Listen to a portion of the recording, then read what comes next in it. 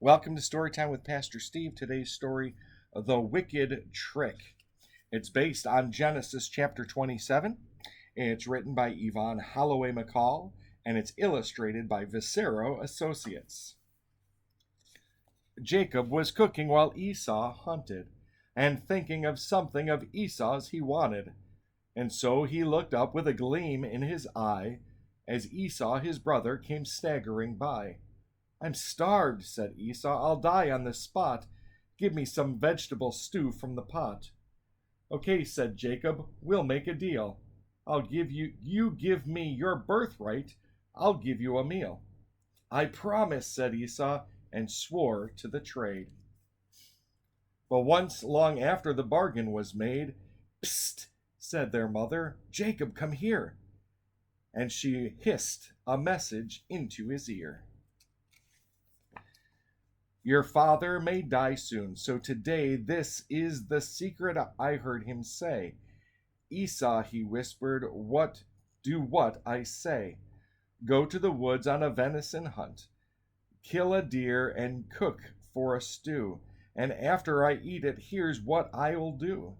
I want to bless you before I die with a special blessing, and here is why. I've given it to you, not Jacob your brother, for you are my firstborn and favorite, no other."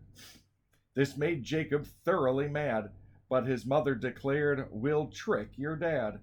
I've got a grand little plan in my mind, and I think it'll work, for your father is blind. I'll make him some meat, you can take him," she said, "and he'll think you're Esau and bless you instead. Go to our goat herd and bring me a kid. In fact, bring two." So Jacob did. A kid is a baby goat. She boiled them both till they simmered and bubbled, but Jacob was doubtful, his thoughts were troubled. "Suppose when I give him the meat to eat, he feels my hands and knows I'm a cheat. For my brother is hairy and I am not, and he'll know the difference, and then I'll get caught." But his mother was clever, and here's what she did. She put on his hand some skin from the kid. From Esau's clothes she picked his best and gave them to Jacob, and when he was dressed, "Father," he lied, "I'm Esau, your son. Eat this and bless me as soon as you're done." Isaac's his father, before very long, frowned, for he knew that something was wrong. "Your voice is like Jacob's," his father replied. "Come," he said sternly, "kneel by my side."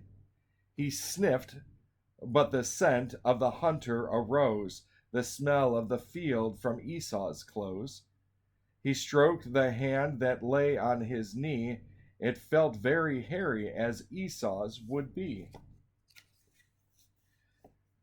So Jacob was blessed instead of his brother, and now they were pleased, he and his mother. But then came an angry shout, a scream. Esau had learned of their trick, their scheme.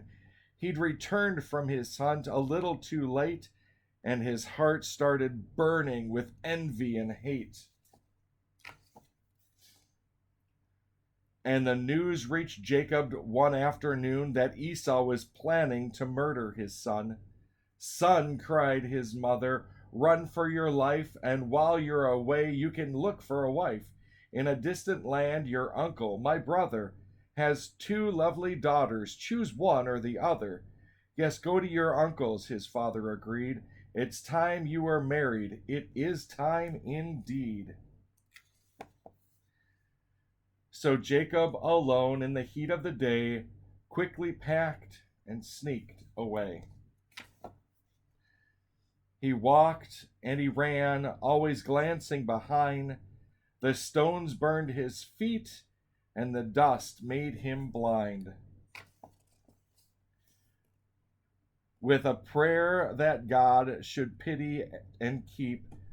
Homesick poor Jacob, he lay down to sleep, with no one to hug and no one to fight, and nothing but stones for a pillow that night. The evil trick, the wicked trick that Esau and Jacob's mother played on their father Isaac to steal both Esau's birthright and his blessing, all gave Jacob something wonderful, at least he thought. But in the end, it caused him more problems and pain. I hope that we learn from Jacob and from Esau that playing tricks on people and doing things to make myself get ahead and hurt others is not the way to go. We need to take care of each other and be a blessing to each other from God. May God bless you today.